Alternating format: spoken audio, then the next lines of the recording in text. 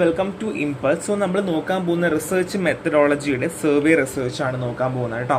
So survey research എന്ന് പറയുന്നത് social science പോലുള്ള സബ്ജക്റ്റുകളിലും അല്ലെങ്കിൽ സോഷ്യൽ സയൻസുമായി ബന്ധമുള്ള റിസർച്ച് ടൈപ്പുകളിലും ഒരുപാട് നമ്മൾ ഹെൽപ്പ് ചെയ്യാറുണ്ട്.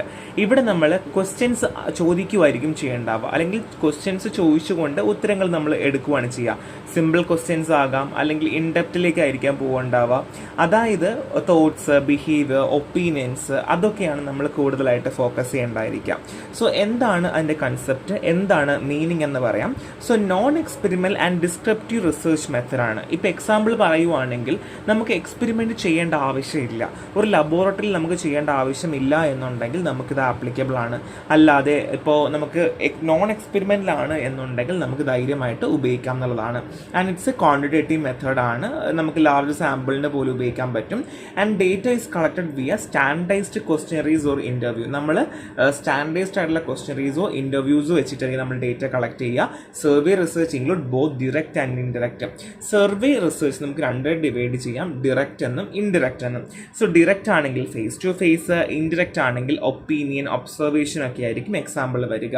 പോപ്പുലേഷൻ എന്ന് പറഞ്ഞാൽ ഈ നമ്മൾ എടുക്കുന്ന ആൾക്കാർ കോമൺ ക്യാരക്ടേഴ്സ് ഉള്ള ആൾക്കാരായിരിക്കണം. ഇപ്പോൾ 60 വയസ്സിന് ശേഷമുള്ള ആൾക്കാരാണെങ്കിൽ എല്ലാ പേരും 60 വയസ്സിന് ശേഷമുള്ള ആൾക്കാരായിരിക്കണം. നമുക്കിതിന് ഒരുപാട് സ്റ്റെപ്സ് ഉണ്ട്. ഇവിടെ നിന്നാണ് മിക്കവാറും ക്വസ്റ്റ്യൻസ് ചോദിച്ച് കാണാറുള്ളത്. So determine aim and objective. So define the issue. നമുക്ക് എന്താണ് ഇഷ്യൂ ഡിഫൈൻ ചെയ്യുക, ഫ്രെയിം സ്പെസിഫൈ ചെയ്യുക. ആൻഡ് പോപ്പുലേഷനെ ഡിഫൈൻ ചെയ്യുക. നമുക്ക് ഏതാണോ പോപ്പുലേഷനെ ടാർഗറ്റ് ചെയ്യേണ്ടത്, ഞാൻ നേരത്തെ പറഞ്ഞതുപോലെ സെയിം ഇൻട്രസ്റ്റ് ഒക്കെ ഷെയർ ചെയ്യേണ്ടത് അത്യാവശ്യം തന്നെയാണ്. അതിനുശേഷം ഡിസൈൻ ആൻഡ് കൺസ്ട്രക്ട് സർവേ. നമ്മൾ ഏത് ടൈപ്പ് ഓഫ് സർവേ മെത്തേഡാണ്, ടെലിഫോണിക് ഇൻ്റർവ്യൂ ആണോ, അതോ മെയിൽ ആണോ, വാട്സാപ്പ് ആണോ, whatever you are doing just make its document ചെയ്യുക. അത് ഏത് ടൈപ്പ് ചൂസ് ചെയ്യുക. And conduct a pilot study to test instrument. ഇപ്പോൾ എക്സാമ്പിൾ ചില ടൂൾസുകൾ മാത്രം സ്പെസിഫിക്കലി ചില ആൾക്കാർ ഉപയോഗിക്കാറുണ്ട്. ഇപ്പോൾ എനിക്ക് റിസർച്ച് ചെയ്യണമെങ്കിൽ അതിന് വേണ്ടി ഞാനൊരു ടൂള് പ്രിപ്പയർ ചെയ്യാറുണ്ട്. അപ്പോൾ അങ്ങനെയാണെങ്കിൽ അത് നോക്കുക, അത് ഓക്കെ ആണോ, വർക്ക് ചെയ്യുന്നുണ്ടോ. And select A representative sample. So നമ്മൾ ഒരു ജനറലൈസ് ചെയ്തുകൊണ്ട് നമ്മൾ ഒരു സാമ്പിൾസുകൾ എല്ലാം ഞാൻ നേരത്തെ പറഞ്ഞതുപോലെ എല്ലാ ക്യാരക്ടേഴ്സും ഒരേപോലെ തന്നെ റിഫ്ലക്റ്റ് ചെയ്യണം എന്നുള്ളത് നിർബന്ധമാണ്. എന്നാൽ മാത്രമേ നമുക്ക് റിസൾട്ട് ജനറലൈസ് ആവുള്ളൂ. ഇപ്പോൾ എക്സാമ്പിൾ ഞാൻ പറഞ്ഞതുപോലെ 60 വയസ്സ് ശേഷം താഴെയുള്ള ആൾക്കാർക്ക് ഡയബറ്റീസ് ഉണ്ടോ ഇല്ലയോ, അല്ലെങ്കിൽ ഡയബറ്റീസ് എത്ര വരെ ബാധിക്കുന്നു എന്നറിയാൻ വേണ്ടി ഞാൻ ചെയ്യുവാണ് എന്നുണ്ടെങ്കിൽ 60 വയസ്സിന് ശേഷമുള്ള ആൾക്കാരുടെ സർവേ എടുത്തത് കൊണ്ട് അതിൽ കാര്യമുള്ളൂ. And administer the survey.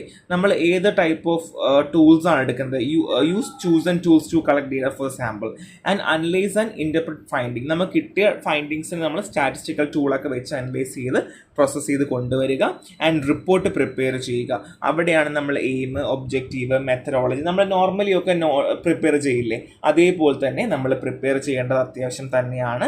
And communicate finding. So നമ്മൾ സ്റ്റേക്ക് ഹോൾഡേഴ്സ് ഫോർ ഫർദർ റിസർച്ചിനും ഒക്കെ ആവശ്യം നമ്മൾ ഷെയർ ചെയ്യുക. And like policy decision making ഒക്കെ ഇൻഫ്ലുവൻസ് ചെയ്യുന്നത് ഇതുമായി ബന്ധപ്പെട്ടാണ്. എളുപ്പമാണ്, ഒന്നുമില്ല. ആ ഒരു ഓർഡർ പഠിക്കുകയാണെങ്കിൽ നിങ്ങൾക്ക് ധൈര്യമായിട്ട് എക്സാമിന് റെപ്രസെൻറ്റ് ചെയ്യാം. ഇനി methods and instrument four data collection ആണ്. സോ നമുക്ക് എന്തൊക്കെ ടൈപ്പ് ഓഫ് മെത്തേഡ്സുകളും ഇൻസ്ട്രുമെൻറ്റും ഉപയോഗിക്കാം എന്നുള്ളതാണ് പറയാൻ പോകുന്നത്. First one is sampling. Select subset from the population. നമുക്കൊരു പോപ്പുലേഷൻ ഉണ്ടായിരിക്കും. ഇതാണ് പോപ്പുലേഷൻ എങ്കിൽ ഈ പോപ്പുലേഷൻ നമുക്ക് ഡിവൈഡ് ചെയ്യുന്ന സബ്സെറ്റുകൾ ഉണ്ടായിരിക്കും. So selecting A subset from the population.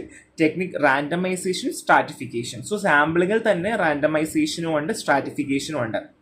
So randomisation ആണെങ്കിൽ ഈക്വൽ ചാൻസാണ് കൊടുക്കുക. നമുക്ക് ലോട്ടറി എടുക്കുമ്പോൾ എങ്ങനെ ആർക്ക് വേണമെങ്കിൽ ലോട്ടറി എടുക്കാം. സ്ട്രാറ്റിഫിക്കേഷൻ ആണെങ്കിൽ dividing population into sub group before sampling. നമ്മൾ സാമ്പിളിങ് ചെയ്യുന്നതിന് മുന്നേ നമ്മൾ എന്ത് ചെയ്യുന്നു, ഈ ഗ്രൂപ്പുകൾ ഡിവൈഡ് ചെയ്യുന്നു. ഇവിടെ നിങ്ങൾക്ക് വേണമെങ്കിൽ അഡ്വാൻറ്റേജ്, ഡിസഡ്വാൻറ്റേജ് എന്ന് പറഞ്ഞ് എഴുതാം. അഡ്വാൻറ്റേജ് ആണ് എല്ലാവർക്കും അത് കിട്ടാറുണ്ട്, നമുക്ക് കിട്ടുന്ന റിസൾട്ട് ജനറലൈസ്ഡ് ആയിരിക്കും എന്നൊക്കെ പറഞ്ഞ് നിങ്ങൾക്ക് വേണമെങ്കിൽ എഴുതാം. സ്ട്രാറ്റിസ്ഫൈഡ് ആണെങ്കിൽ എങ്ങനെയായിരിക്കും, സ്പെസിഫിക് ആയിരിക്കും അല്ലേ, ഒരു കാറ്റഗറി ഓഫ് ആൾക്കാർക്ക് മാത്രമേ നമുക്കത് കിട്ടുകയുള്ളൂ. അങ്ങനെയൊക്കെ നിങ്ങൾക്ക് വേണമെങ്കിൽ നിങ്ങളുടെ കയ്യിൽ നിന്നൊക്കെ ഇട്ട് എഴുതാൻ കേട്ടോ. നിങ്ങളുടെ യുക്തി അനുസരിച്ച് നിങ്ങൾക്കത് ചെയ്യാൻ പറ്റുന്ന രീതി അനുസരിച്ചും അത് ചെയ്യണം. ആൻഡ് നെക്സ്റ്റ് വൺ ഈസ് ക്വസ്റ്റ്യനറീസ് ആണ്. Structured paper pencil tool with multiple choice or written response. So നമ്മൾ കുറച്ച് ക്വസ്റ്റ്യൻസ് കൊടുക്കുവാണ്, നിങ്ങൾക്ക് അറിയുന്ന രീതിയിൽ അത് ടിക്ക് ഇടൂ എന്നൊക്കെ പറയില്ലേ, ആ ഒരു പരിപാടിയാണ്. പിന്നെ മെയിൽ സർവേ, നമുക്ക് മെയിൽ വഴി പോസ്റ്റ് വഴി അയച്ചു കൊടുക്കാം. That will be open and response ആയിരിക്കും. ഗ്രൂപ്പ് അഡ്മിനിസ്ട്രേറ്റർ, കുറച്ച് ആൾക്കാരെ പിടിച്ചിരുത്തിയിട്ട് എല്ലാ എല്ലാവരുടെ കയ്യിൽ നമുക്ക് ഈ സാധനം കൊടുക്കാം. ഒരു ചെറിയൊരു ഗ്രൂപ്പ് സെറ്റിംഗ്സിൽ മാത്രം. ഇപ്പോൾ എക്സാമ്പിൾ ഈ റൂമിനായിരിക്കുന്ന ആൾക്കാർ ഇത് ഫോം ഫിൽ ചെയ്യണം എന്ന് പറയുന്ന പോലെ. And house hold drop of, നമുക്ക് വീടുകളിൽ ചെന്നിട്ട് ഓരോ പേഴ്സണുകൾ നമുക്ക് ചെന്നിട്ട് അല്ലെങ്കിൽ നമുക്ക് ഫ്ലെക്സിബിൾ ആയിട്ട് ഓരോ ആൾക്കാരുടെയും രീതിയിൽ അവർക്ക് എപ്പോഴാണോ എളുപ്പം ഉണ്ടാവുക, എപ്പോഴാണ് തിരക്കില്ലാണ്ടിരിക്കുക, അങ്ങനെ നമുക്ക് ചെയ്യാൻ പറ്റും. നെക്സ്റ്റ് വൺ ഈസ് ഇൻ്റർവ്യൂ ആണ്. ഫേസ് ടു ഫേസ് ആയിട്ട് നമുക്ക് ഇൻ്റർവ്യൂ നടത്താം. സോ ടൈപ്പിൽ തന്നെ സ്ട്രക്ചർഡ് ഉണ്ട്, അൺസ്ട്രക്ചർഡ്, ടെലഫോണിക് ഉണ്ട്. ഇൻ്റർവ്യൂവിൽ തന്നെ സ്ട്രക്ചർഡ് ആണെങ്കിൽ നമ്മൾ പ്രീ പ്ലാൻ ചെയ്ത് വെക്കും.